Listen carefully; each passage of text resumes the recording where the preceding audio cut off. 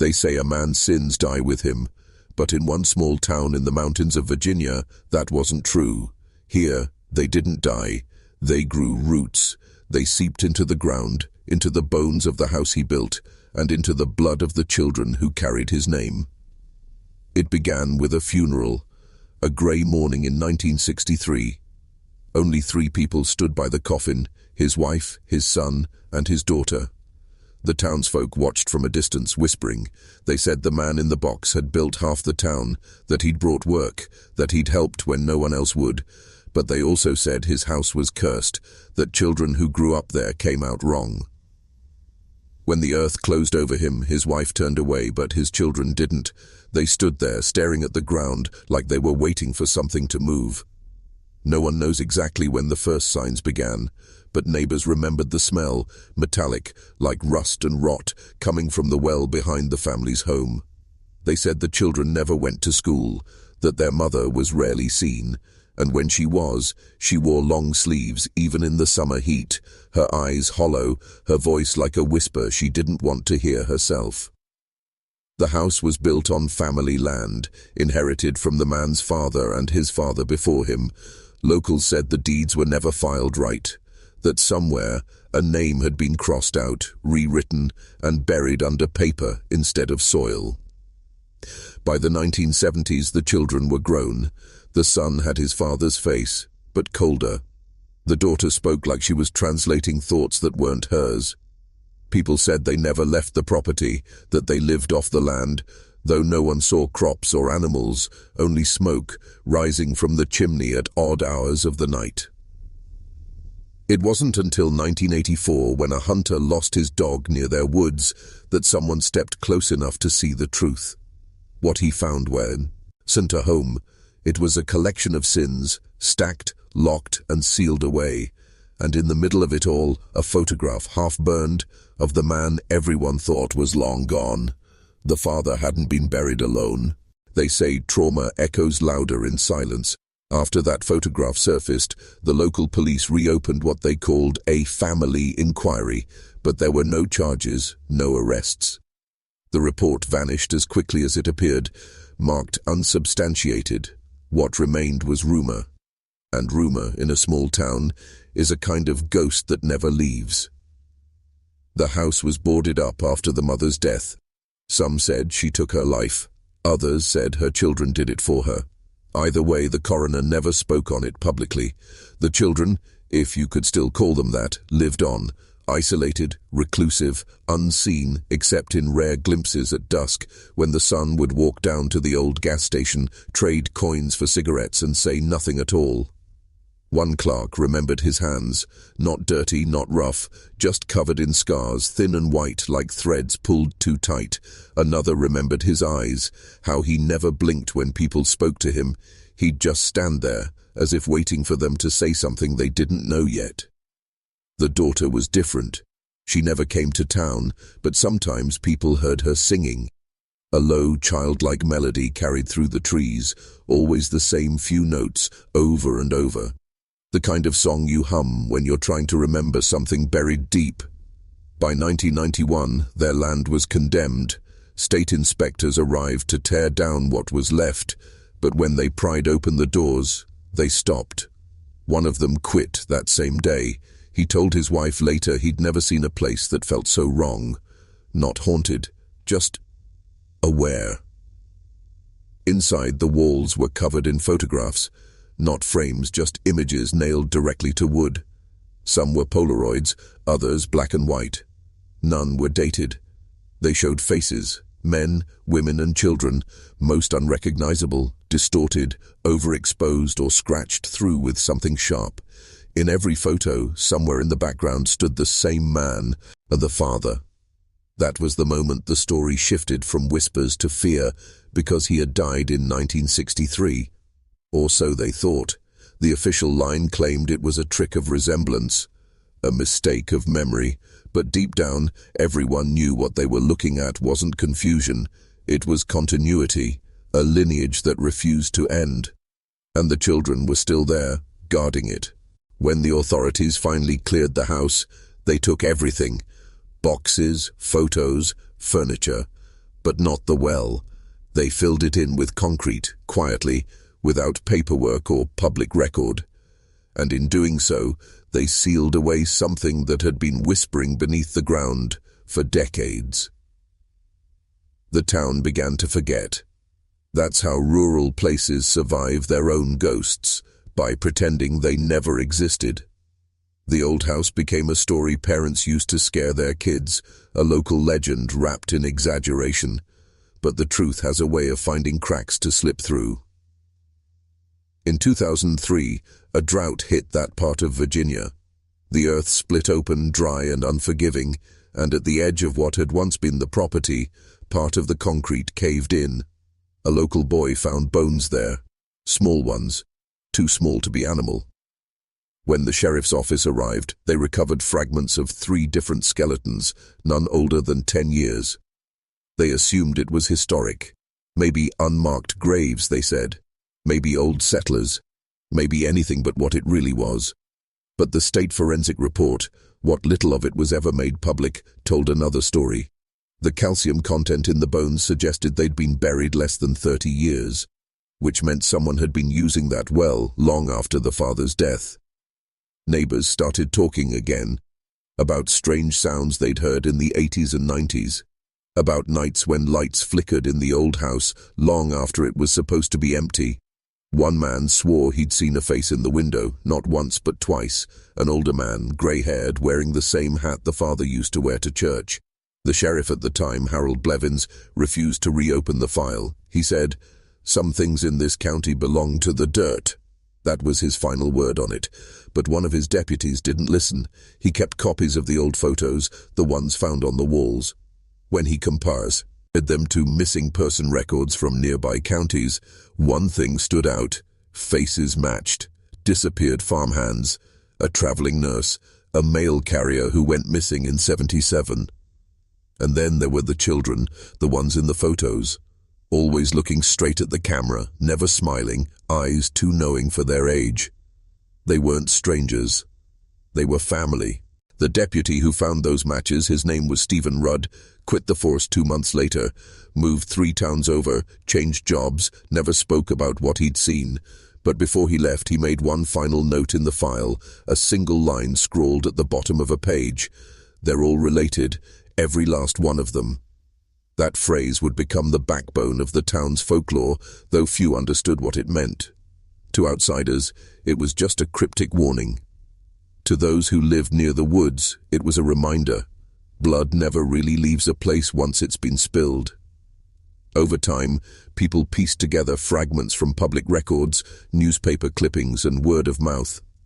The father, before his death, had been a builder, yes, but not just of homes. He'd been constructing something else, something private, a network of tunnels beneath the property, some leading nowhere, others connecting to neighboring land parcels that had since been sold off. When surveyors mapped them years later, they realized the tunnels formed a pattern, branching, intersecting and looping back toward a central point directly beneath the house. No one could explain why or how deep it went. The ground itself seemed to resist intrusion. Drills would jam, lights would fail. But what they did find were traces of clothing fibers, children's toys, and hair embedded in the soil. It was then that locals began referring to the family as the Keepers, a name whispered at bars in gas stations around campfires. The story was that the father had discovered something ancient, something he'd promised to keep contained, and his children, bound by blood and belief, were chosen to continue the task. But if that were true, something went wrong, because after the tunnels were discovered, people started hearing things at night, deep, low sounds like air moving through stone. One man swore it wasn't the wind, but breathing. The town fenced off the property for good in 2005. No one goes near it now, but satellite images taken years later showed something chilling. The outline of the tunnels was still visible, faintly etched into the earth, almost like veins. And just beneath them, heat signatures, small, moving, and warm, By 2010, the county had done everything it could to erase the story. The land records were sealed, the sheriff's department denied any connection to missing persons, and the local newspaper archives for that era quietly disappeared. But the internet never forgets. A handful of digital archivists, obsessed with lost American towns, found fragments of what looked like confiscated case notes, photos labeled only with numbers. One showed a dirt cellar with claw marks along the wall, another, a child's drawing, a man standing under the ground, surrounded by smaller figures holding hands. It was around that time that a woman named Lorna Fields came forward. She was in her late 40s, and she claimed to have lived near the family as a child. Her testimony was brief and strange. She said, "They used to come out only after rain. The son would walk the property line counting his steps, and the girl, she'd be standing behind him, whispering the count right before he said it, like she already knew."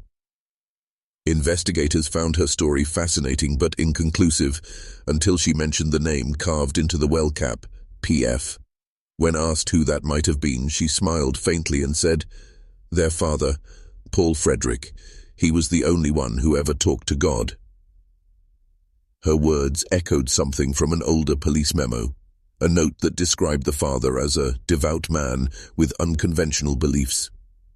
He'd often preached to his children in private, claiming that sins of men sink and only the faithful can dig them up.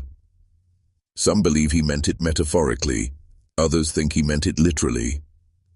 Years later, a demolition crew clearing a neighboring field hit something metallic beneath the soil. It was an old door, rusted shut, welded from the outside.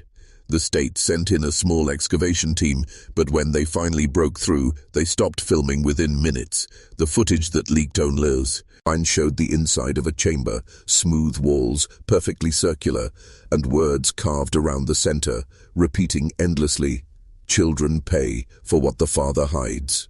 After that, the project was shut down. Every member of the crew signed non-disclosure agreements, and the chamber was resealed.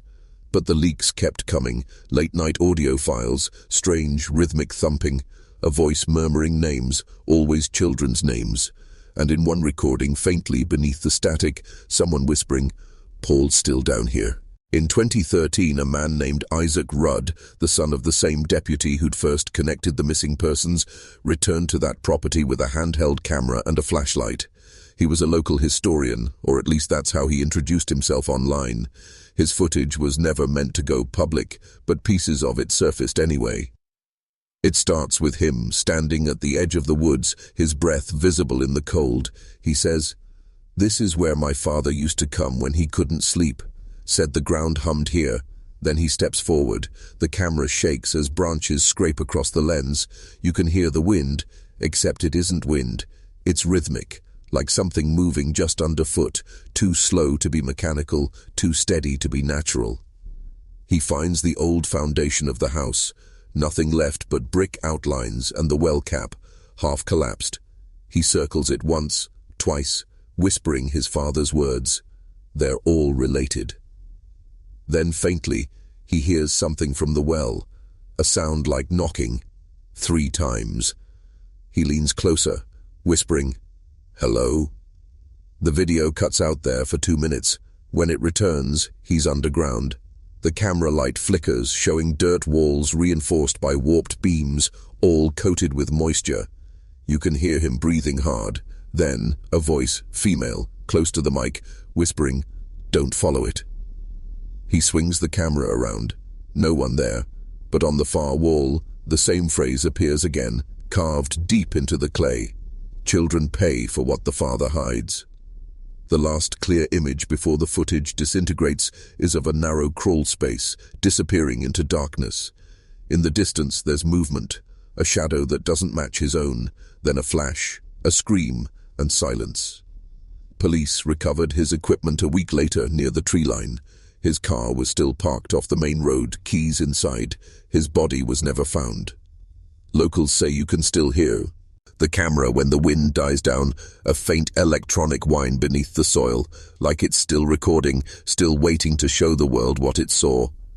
And if you walk far enough into those woods, you'll find a stone marker, no name, just 2 letters, PF. If you're still watching, You're already braver than most. Tell us in the comments, what would you have done if this was your bloodline? They say some bloodlines end with a scream, others with a silence so deep it becomes part of the land. For the Frederick family, it was both. After Isaac's disappearance, the area was placed under state protection, environmental rehabilitation zone they called it, but no restoration ever took place. The fence still stands, wrapped in rusted barbed wire, the no trespassing signs bleached by time, and every few years someone breaks through. Urban explorers, thrill-seekers, local kids proving courage, none of them last long. They always come back changed, pale, sleepless, whispering about things that crawl under the roots when it rains. In 2018, one of them, a college student named Trevor Lang, uploaded a single photo before deleting his account. It showed a concrete slab, half covered by moss. Beneath it, in the mud, a small handprint pressed into the surface, not fresh, but not old either. The caption read only, "They're still here." No one's sure what "they" means anymore. The father, his children, the things buried beneath the tunnels, maybe all of them, maybe none. The stories changed too much, passed through too many mouths, warped by fear and memory, until truth and myth became the same thing. But one detail never changed, the idea that the father's sin was never his alone. The whispers say he'd done something unforgivable long before the house, before the children, something that tied his soul to that soil, that he'd tried to build the tunnels not to hide it, but to contain it, that his children were born not of love, but of necessity, each one bound by blood to keep the secret alive, and to suffer for it. The final trace of the family appeared in 2021. A man claiming to be a distant descendant posted a scanned document to an online archive, a letter written in 1959 signed by Paul Frederick himself. It read, "I have dug too deep. I have found what I was told not to find, and now I cannot leave it. It will not let me, so I give it to my children because they are mine, and so is it, and when they die it will still be hungry." No one knows if the letter is real. No one ever will. The land is sealed, the family gone, the house erased. But some nights, under a low moon, locals say you can still hear it, that steady hum beneath the ground, like the earth breathing through its teeth. The children are gone, but the secret still feeds.